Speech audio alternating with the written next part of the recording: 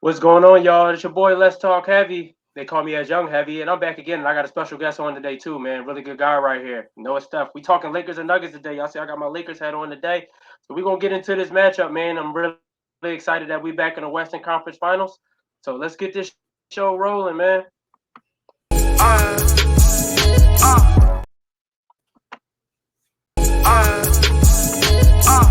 Yeah. If I'm rolling, you know she rolling with me. Got the power hour just like my name was 50. New cash alert, top 5 trizzy. East side till I die, get north side Philly. Came on slow, but that shit made my patience great. Hotter than all, love me, but they hate me. Peep the handshake, matter than all. You trust it cause you love her, then you hug her. I just smash her off. Get my 20 points from me scoring, and then I pass the ball. Ain't no point in me being selfish, I got no love at all. Jumping off the whip of that foreign, I switch the license plate. When you getting money, it's funny, you getting twice the hate. Download you a copy or stream it, you know that life is good. Lyrics never die, told them lyrics never die. I'll never eat her cake, but you know I love to slice the pie. I'm talking about percentages, stack it till it's limitless. Get it how you living shit, I don't want your forgiveness.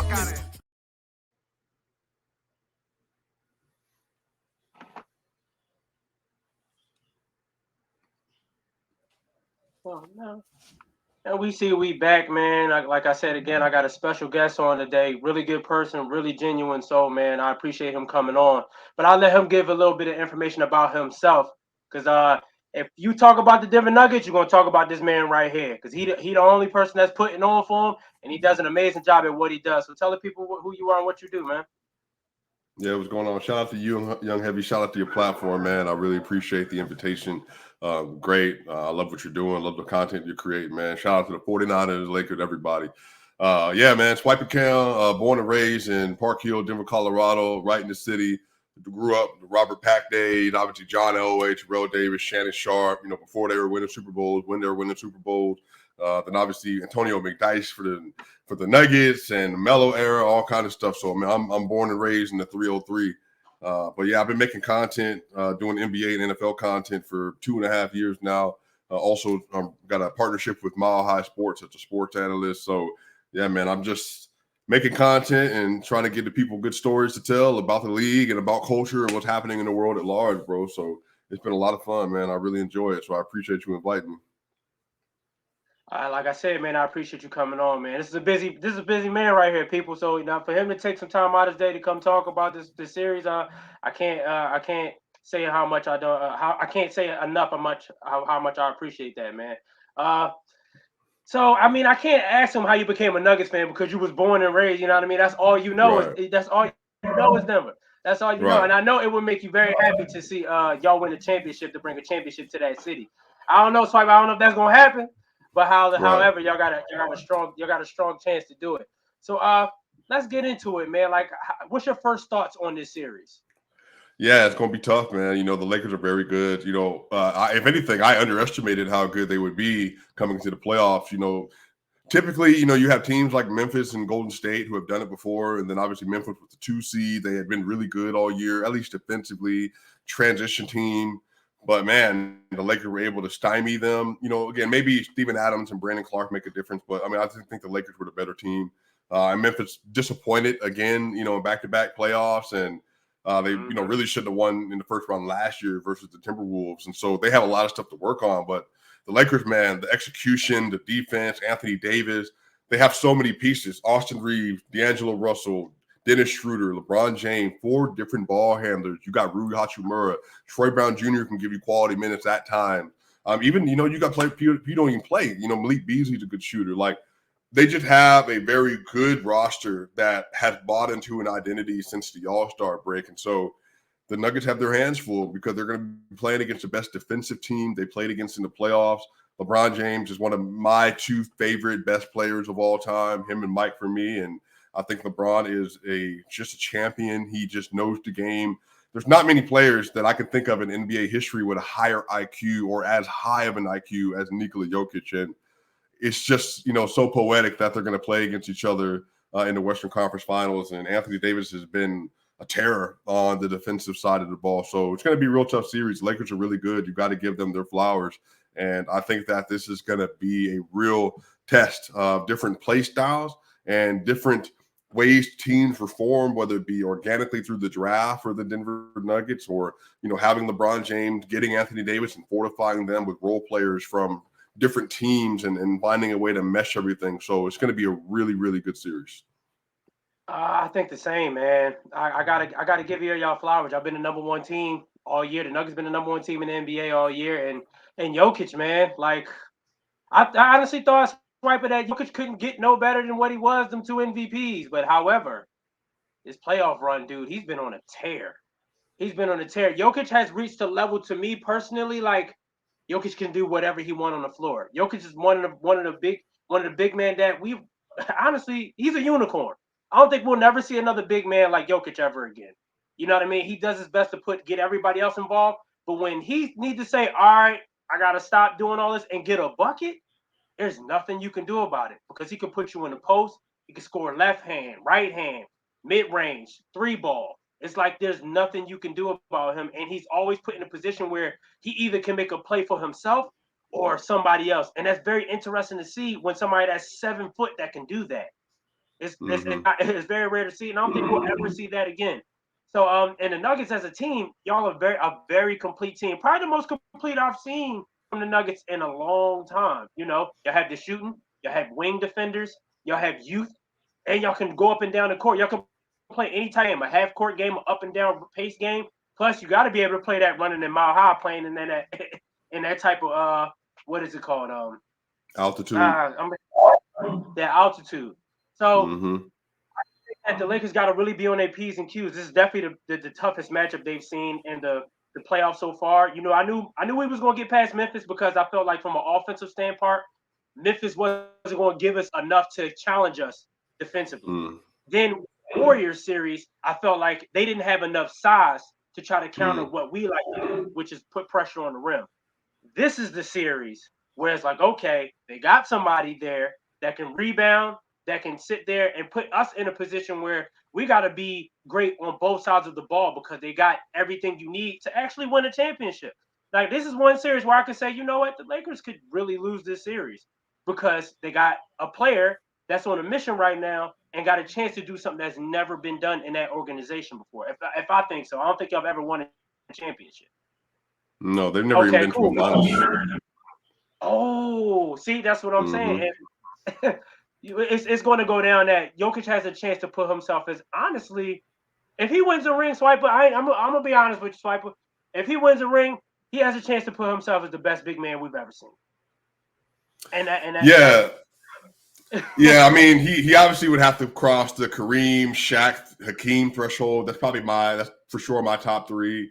But I yeah, think again, if he's able to win a championship, go on a great playoff run, then he would need more. He would probably need at least another ring, at least another one or two MVPs. Yeah, I mean, he definitely could get in the conversation for like maybe the top four, top three. But even then, man, like Hakeem was incredible. And now, but yeah, I Hakeem think it was just a depends dog. on it just depends on where you have like Hakeem and Shaq, man. But I think Jokic has an opportunity. Coach George Karl has repeatedly said for a couple of years now that he thinks Joker could end as a top 10 all-time player. But again, you need multiple championships, multiple MVPs because that's just what it takes to get into that category. So Jokic is, he just turned 28. Everything he does now is about proving himself in terms of his NBA legacy. But, I think for him, it's just taking it one day at a time. And you have an opportunity to play versus LeBron and Anthony Davis and see if you can get a series win that the organization has never gotten. They've never beaten anyone in the conference finals, and they've lost to the Lakers in 1985, 2009, and 2020 in the conference finals. So I think the difference now is the Nuggets have an argument for having the best player in the series for the first time they've ever played versus the Lakers because you had Magic and Kareem in 85. You had Kobe Bryant in Yeah, 2009, and then you Kobe. had Yeah. Apex LeBron and Anthony Davis in 2020. So this is the best shot they've ever had for sure.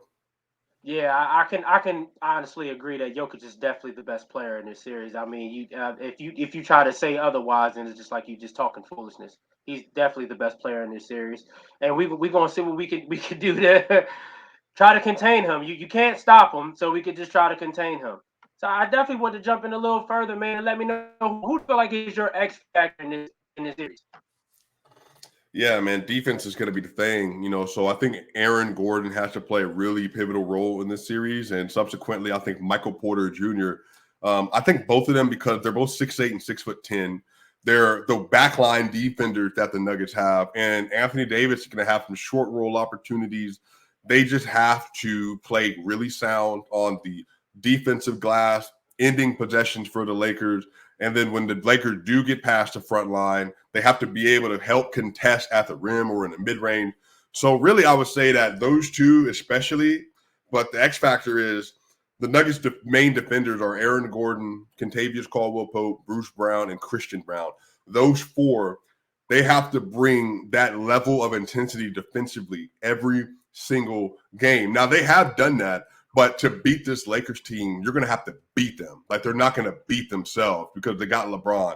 So you have to beat them in order to put them away. So you just can't leave it to chance. So I think the collection of those players and how they're able to operate defensively and on the rotations, that's going to be the big thing, because you got to find a way to contain their ball handlers, and I'll find a way to contain Anthony Davis and LeBron. Mm. I agree with a lot of that. I feel like the X factor for us in this series, I'm going to have to say again, is Rui Hachimura. Reason I'm going with Rui because this is a series where we might not see Vando like that. Because I learned with Jokic, you got to make him play a little bit of defense. You can't just let him just reserve all his energy and do what he want to do in offense. Because if we do that, then we look at he might have a 40-point triple double out there darn near every game. So I feel like Vanderbilt will be the player we might not see a lot because of his liability on offense. I feel like Rui Hachimura puts another player on the floor where at least we make Jokic play defense, where he'll have to guard somebody. With Vando on the floor, he won't have to guard nobody. He could just stay in the paint and be able to help out with Anthony Davis and putting pressure on the rim.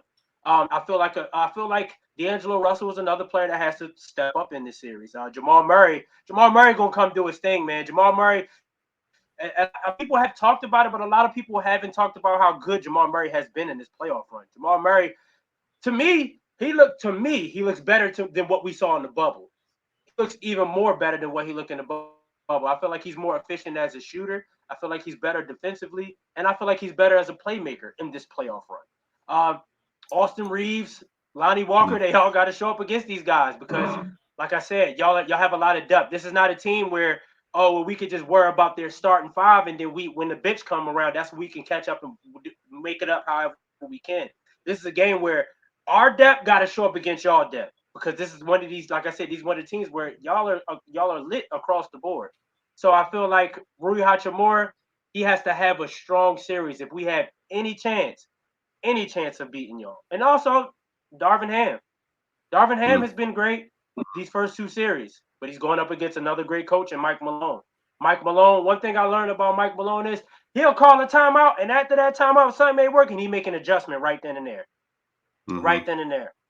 He's not waiting until halftime to do that. I've seen that a lot in y'all series, especially in that Phoenix series. After Phoenix won them 2 games in Phoenix, next 2, when Phoenix even thought they was about to do something, Mike Malone said, "Hold on, we're gonna come out and we're gonna do this," and then y'all took off in the next 2 games. So I feel like Darvin Ham, he has another test up against him. We've been complaining about Darvin Ham all season, but in the playoffs, I got to give him his flowers. He's been doing what he needed to do. He got another big test on his hand, man. So when it comes to the matchups, how do you feel like y'all? Who do you feel like y'all going to match up against us defensively? In terms of how the Nuggets guard the Lakers? Yeah, in terms of how y'all going to guard us. Yeah. I think I think Jokic will start off on AD, just natural matchup. Situationally, they might put Jokic on either Vando or Rui, depending on like how they're trying to play the pick and roll. But we'll see.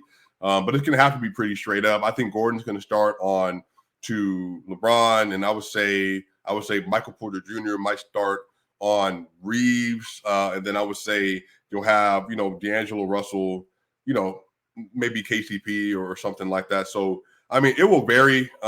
But the biggest, and then obviously Vando's going to be there, so they might put Vando and put MPJ on him as well. So we'll have to see. It really depends on your lineup, because you can put a 3-guard lineup out there, and then you have to face that a little bit differently. To which at that point, MPJ really will have to be on Reeves, and then you'll just have to switch everything. The thing the Nuggets do though is they switch 1 through 4. Now with the LeBron they're still going to switch, but they might end up trapping at different times, especially if he gets the ball on the post and he starts to make his move towards the basket. So, I mean, we'll have to see. I mean, honestly, like game one's going to show us a lot about what the coaches have been kind of cooking up behind the scenes and the schemes are getting ready to deploy. So the first game is going to tell us a lot, and then the next 2 or 3 games are going to tell us a lot about what adjustments are going to be made. Okay, so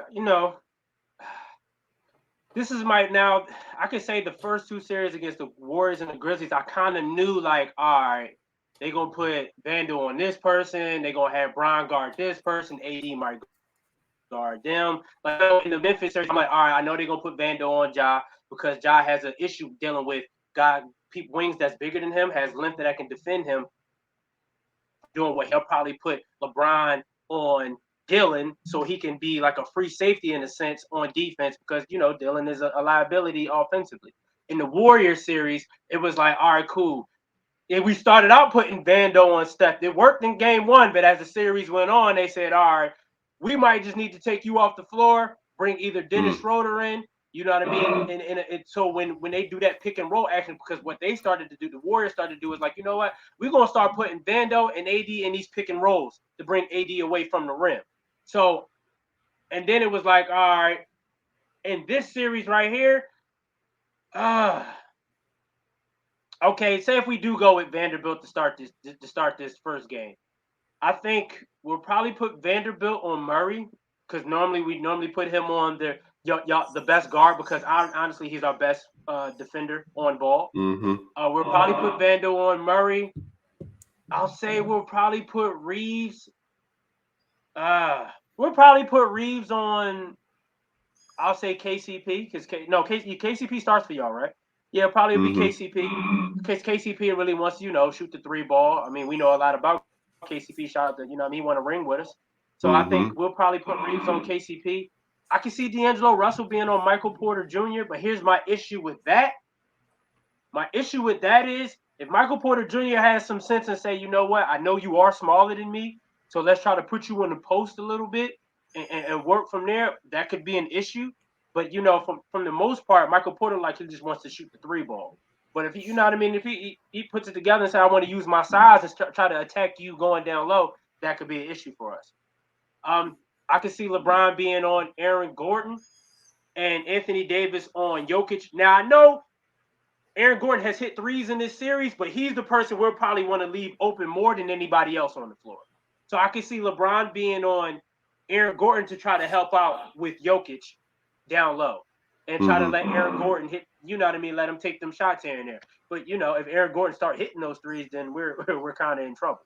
Right. I won't be surprised if we see Tristan Thompson in this series. This might be the series where we see him because we need another big body against Jokic. Mind you, Swiper, the last time we played y'all, we had JaVale McGee and Dwight Howard to be like, all right, AD, you know what I mean? We had other 2 big bodies down there to be able to deal with Jokic. This time we don't have that.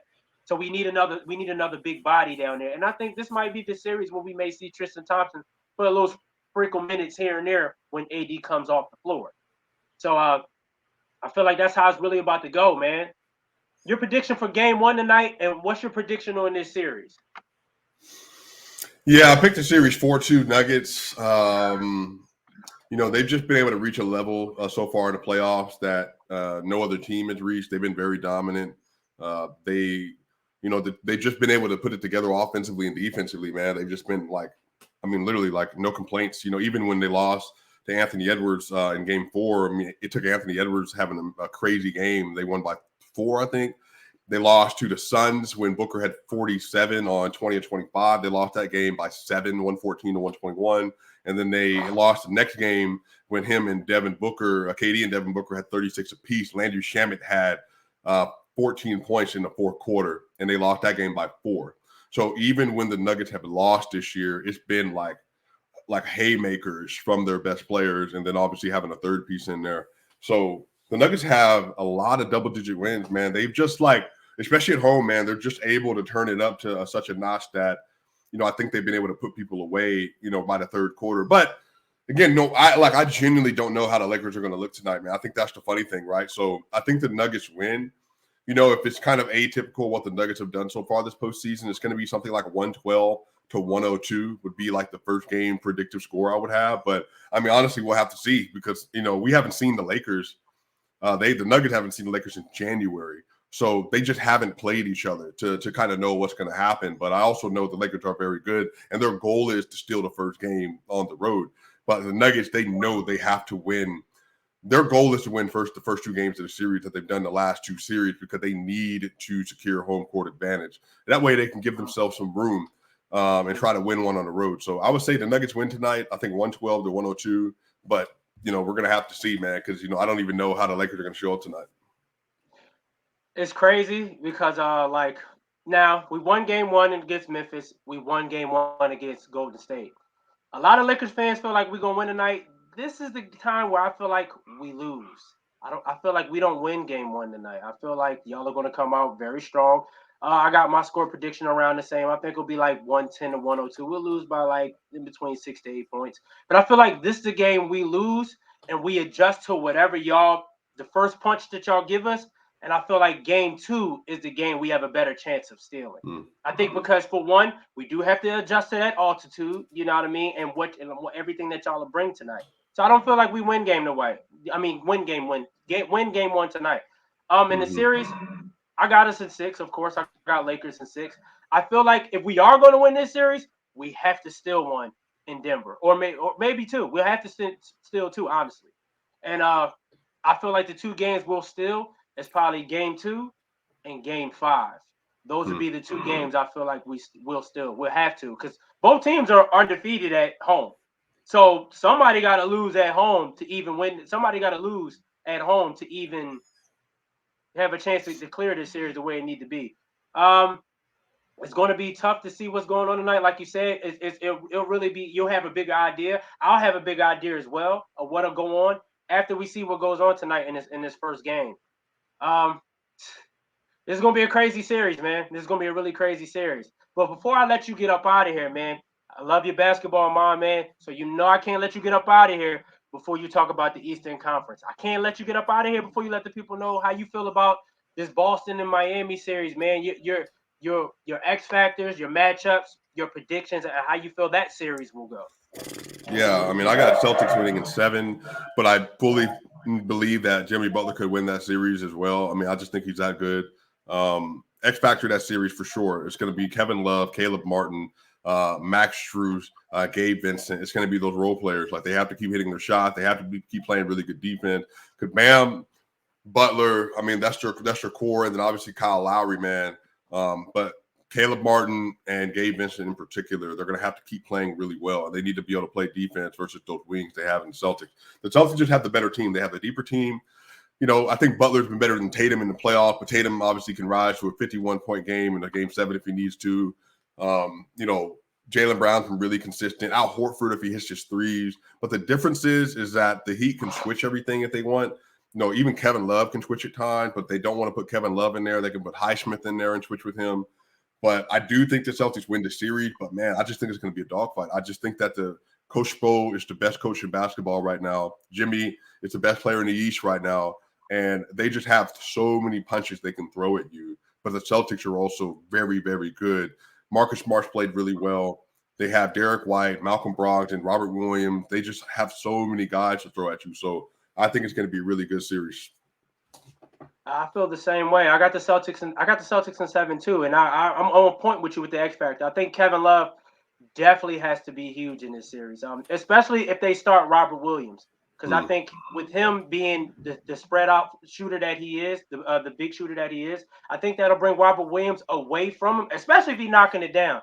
Then that means Robert Williams has to step out of the paint, and that will help out Jimmy Butler that likes to do a lot of his damage, putting pressure on the rim and drawing fouls and do what he loves to do.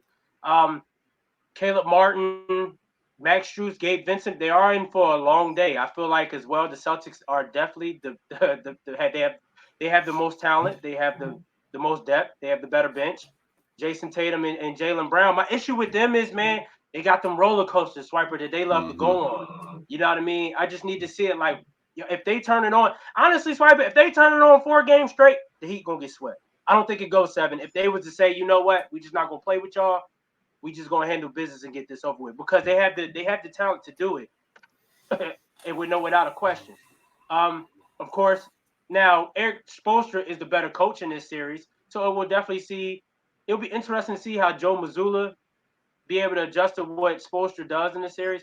But I just, like you said, I just think that the Celtics are overall just a better team. They just got more talent and they're hungry. You know what I mean? They just went to the finals last year and lost, so you know they're trying to get Hmm. back to redeem what's going on, man. And yeah, I'm looking forward to this series. This is definitely going to be a great series. Like I said, I definitely got to go a 7. A lot of people say it's Celtics in 5, but I said no, the Heat will definitely not go out like that. They're definitely they've been looking forward to seeing this Heat. I mean, the Celtics team. Hmm. I remember Jimmy Butler saying last year when they lost in Game 7 that they would be back here and they would rewrite those wrongs, and here they are. You know what I mean? But once again, man, I appreciate you coming on, Swiper, man. It's totally dope for you to come on here, man, and help me build my platform and just talk ball with me, man. It's appreciative of you. Once again, man, I definitely want you to let the people know where they can find you at, bro, and where they can be able to subscribe to your YouTube stuff because he is very dope with his information and what he do in talking about the game when it comes just a game of basketball outside of the Denver Nuggets. So let the people know, man. Yeah, you can find me Swiper Cam on Twitter, Swiper Cam on YouTube, Swiper Cam on Instagram, Swiper Cam on TikTok. So you can find me all over the place, man.